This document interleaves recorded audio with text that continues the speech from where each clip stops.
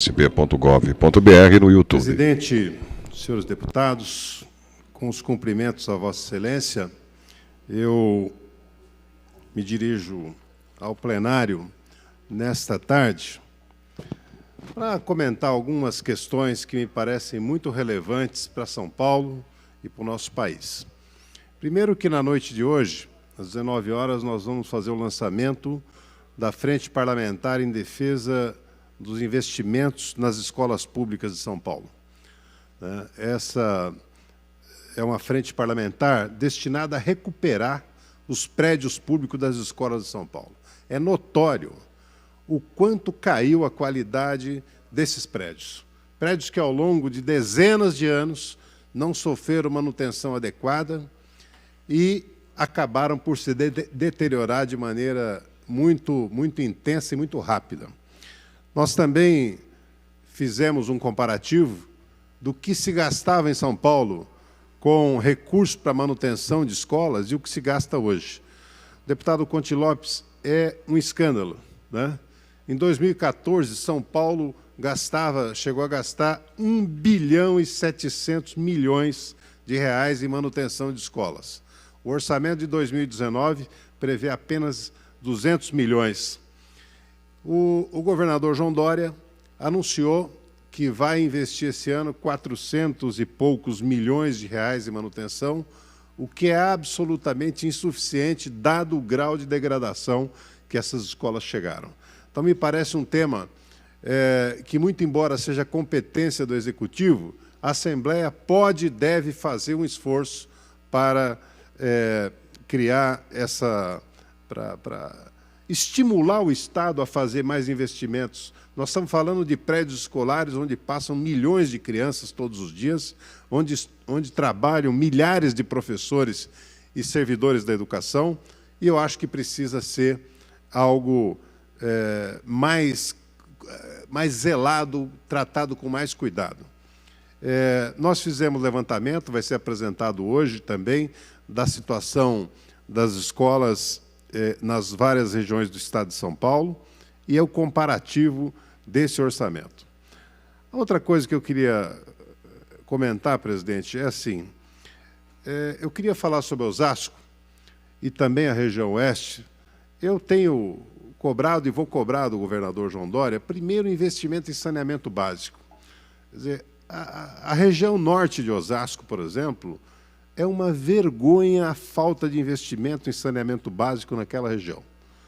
O Estado, ao longo dos últimos anos, a Sabesp não fez o dever de casa naquela cidade. Não fez e, além de não afastar o esgoto da porta das casas, também não faz o tratamento adequado desses esgotos, o que, evidentemente, contribui para elevar o número e a intensidade das doenças que atacam pessoas, especialmente as crianças. E a outra coisa, assim, eu acho que passou da hora da CPTM fazer a integração do transporte de ônibus em Osasco com o transporte de trem. As pessoas, tanto da Zona Norte quanto da Zona Sul de Osasco, aliás, em Carapicuíba, a mesma coisa, em Barueri, a mesma coisa, em Itapevi, a mesma coisa, em Jandira, a mesma coisa, saem dos seus bairros, gastam uma tarifa de ônibus para ir até a estação e, na estação, pagam outra tarifa para chegar ao centro de São Paulo, para chegar na Zona Sul de São Paulo, ou na Avenida Paulista, onde muitos trabalham. Pois bem, qual é a reivindicação, que me parece mais do que lógico? É se fazer a integração do sistema. É as pessoas com uma só tarifa sair do seu bairro e chegar no seu trabalho pagando apenas uma tarifa. Eu acho que o Estado, tudo que puder fazer para minorar o sofrimento das pessoas, dos trabalhadores, desempregados hoje, ele tem que fazer. Não é fácil a situação das pessoas. O desemprego atingiu um patamar altíssimo, o custo de vida nem se fala. Então, é hora realmente da gente trabalhar isso com toda energia, e eu peço que o governo do Estado estude essa questão com carinho, né? Eu vejo, às vezes, pensa-se que apenas são novas obras que tem que fazer. Nesse caso, não se trata de obras, se trata de investimento que acaba virando um pouco distribuição de renda. Ou seja, quando você faz com que o trabalhador gaste menos com o serviço que ele precisa, como o de transporte, você está contribuindo para a melhoria das condições de vida daquela pessoa. Eu queria também tratar, presidente, de um tema que, muito embora não seja municipal, é um tema, não é estadual, não é nem nacional, é um tema de caráter internacional. Olha, eu, como a maioria dos brasileiros, estou indignado com o que está acontecendo com a nossa Amazônia e com a permissividade desse governo. Como o governo está vendo a Amazônia ser consumida por chamas, as declarações do presidente, como sempre, estimulam esse tipo de coisa, e nós estamos falando de um patrimônio que é um patrimônio da humanidade. É o maior pulmão verde que esse mundo tem. E nós temos um dever de fazer com que as novas gerações possam usufruir. O mundo sem a Amazônia vai ser um mundo muito pior do que nós temos. Então, nós precisamos trabalhar. É escandaloso o aumento de quase 300% de um ano para outro na devastação, no desmatamento da Amazônia. Agora, ontem, no dia de ontem, segunda-feira melhor, os fazendeiros da região do sul do Pará criaram o Dia do Fogo, que era o dia de tocar fogo na floresta para expandir a agricultura ou a pecuária para aquelas regiões. Então, eu acho que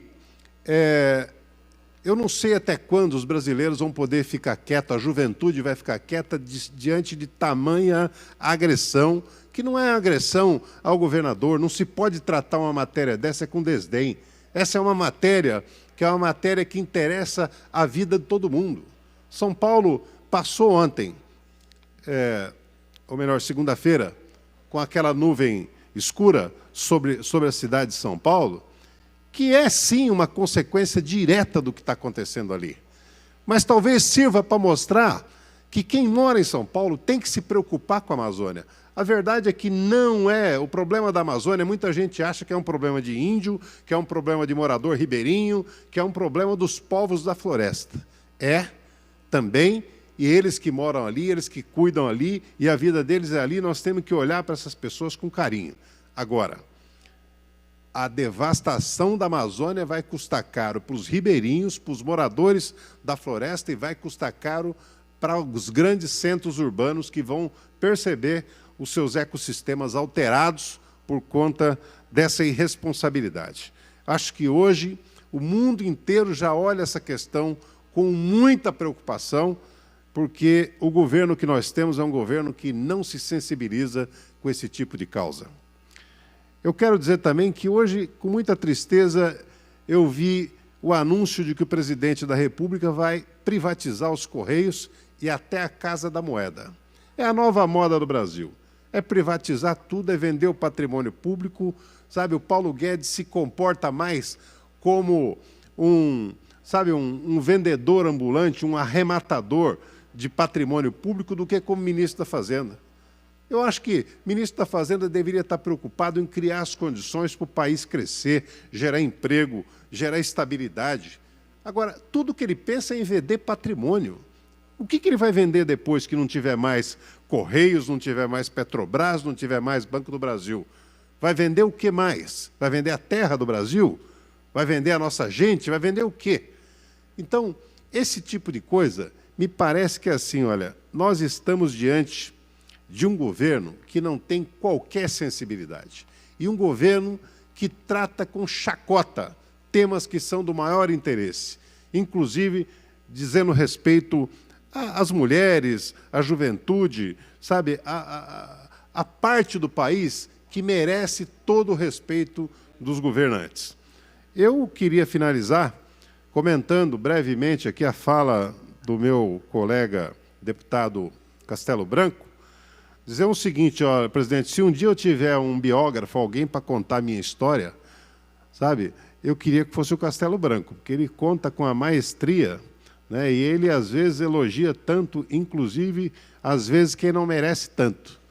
Eu ouvi as colocações dele em referência ao Dia do Soldado, mas a coisa mais lamentável que eu vi nas Forças Armadas agora é a notícia de que o Exército Brasileiro terá que dispensar 25 mil recrutas por falta de pagamento e falta de condições de fazer. Quer dizer, um país que abandona suas Forças Armadas a essa, não moderniza, não atua. O que os estados estão fazendo com a Polícia Militar e Civil, o governo brasileiro está fazendo com as Forças Armadas, o que é realmente lamentável. São essas palavras nessa tarde, senhor presidente, senhores deputados.